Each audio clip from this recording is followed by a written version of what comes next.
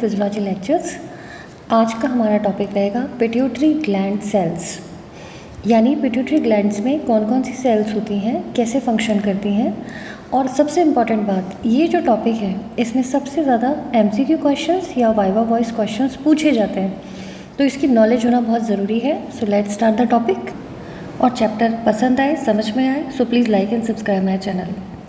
तो शुरू करते हैं। तो पिट्यूटरी ग्लैंड, इसको दो पार्ट होते हैं। पिट्यूटरी ग्लैंड के एक पार्ट को बोलते हैं एडिनोहाइपोफाइसिस और दूसरे पार्ट को बोलते हैं न्यूरोहाइपोफाइसिस। एडिनोहाइपोफाइसिस, इसके बारे में बात करते हैं।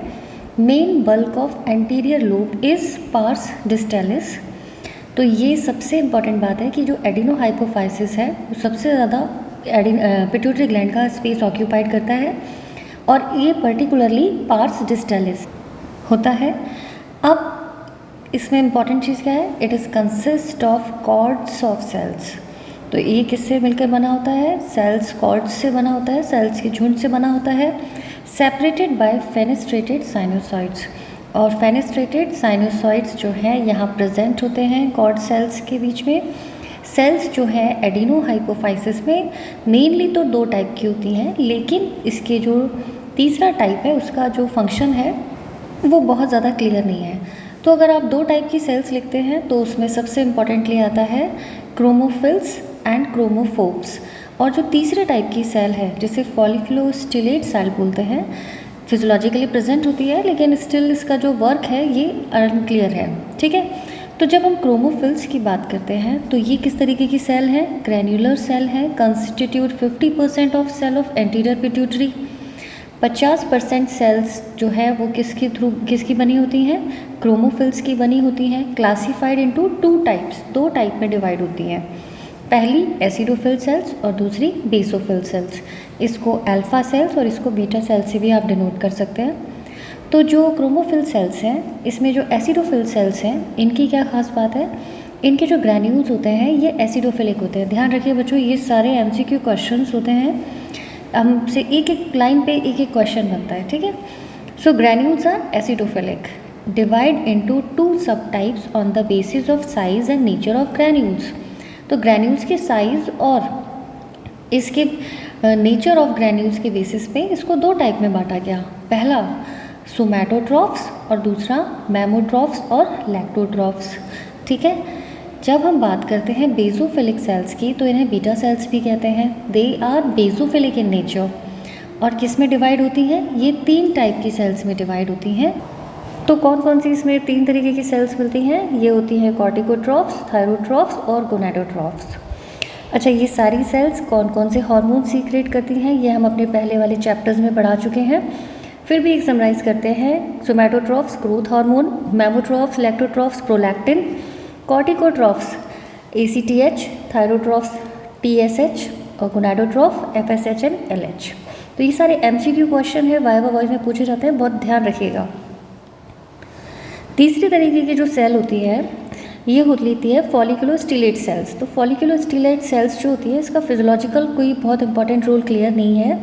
ऐसा माना जाता है कि ये सेल्स जो है अपने कुछ प्रोसेस भेज देती हैं सीक्रेटरी सेल्स के बीच में, पर इनका क्या फिजियोलॉजिकल इम्पैक्ट होता है दैट इज़ अनक्लियर।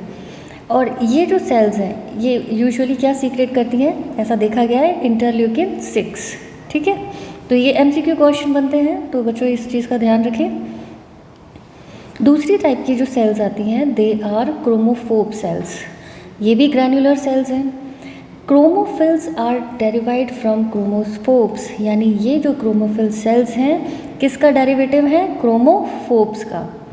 तो ये इनका मेन इम्पॉर्टेंट रोल हो गया। अब हम बात करते हैं next, that is neurohypophysis. Neurohypophysis को पोस्टीरियर पिट्यूटरी भी कहते हैं। ठीक है, और ये क्या कंटेन करता है, इसमें क्या प्रेजेंट होती है, इसमें सबसे इम्पॉर्टेंट सेल्स है पिट्यूसाइट्स। ये क्या सेल होती है, these are special type of supporting cells having long dendritic process and present in between axons. और ये जो इनका फंक्शन है सपोर्टिंग सेल्स का होता है, लॉन्ग डेंड्राइटिक प्रोसेस होते हैं इसमें, और किसके बीच में प्रेजेंस होती हैं, एक्सोन्स के बीच में प्रेजेंस होती हैं इनकी, किसमें, जो कनेक्शंस आते हैं हाइपोथैलेमस से पोस्टीरियर पिट्यूटरी के बीच में।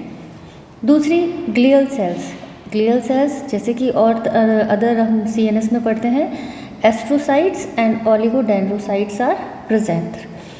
अनमाइलिनेटेड नर्व फाइबर इसमें पोस्टीरियर पिट्यूटरी में प्रेजेंट होते हैं। तो unmyelinated nerve fibres are axons of neurons located in supraoptic and paraventricular nuclei of hypothalamus and they carry precursor of post pituitary hormones. तो किसके precursor होते हैं? पोस्ट पिट्यूटरी हार्मोन्स के प्रिकर्सर होते हैं। पोस्ट पिट्यूटरी हार्मोन्स कौन से होते हैं? ADH जिसे हम वैसोप्रेसिन भी कहते हैं और ऑक्सीटोसिन होता है। ठीक है, लेटर ऑन हम इसके ऊपर क्लास लेंगे। तो ये कुछ इंपॉर्टेंट सेल्स हैं और सेल्स के कुछ इंपॉर्टेंट फंक्शंस हैं, इनके बारे में कुछ इंपॉर्टेंट रिपोर्ट्स हैं। तो जो कई बार MCQ या वाइवा वाइज क्वेश्चन पूछे जाए तो आई होप कि आप इससे रिलेटेड क्वेश्चन के आंसर्स दे पाएंगे। तो अगर चैप्टर समझ में आया हो, अच्छा लगे, so please like and subscribe my channel. और इसी तरह के और मेडिकल फिजियोलॉजी के चैप्टर्स पढ़ने के लिए हमारे साथ जुड़े रहिए। मेरे नोट्स टेलीग्राम लिंक पे अवेलेबल हैं, आप ज्वाइन कीजिए। Thank you, wish you all the best, good luck to you.